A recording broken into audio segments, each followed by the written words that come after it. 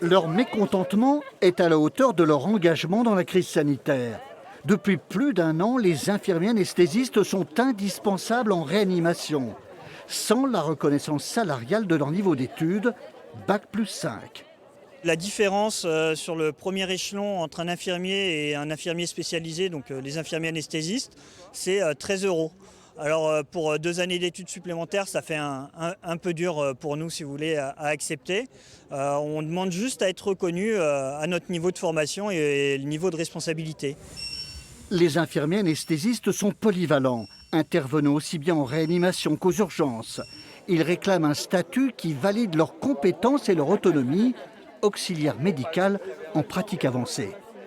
On a vu pas mal de députés, pas mal de sénateurs pour faire voter des amendements et ces amendements ont été refusés pour qu'on se fasse partie des infirmiers de pratique avancée.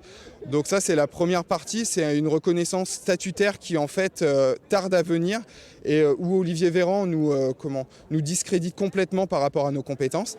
Le CHU de Grenoble emploie 90 infirmiers anesthésistes, mais il a dû aussi réquisitionner une 50aine d'étudiants, au détriment de leur formation.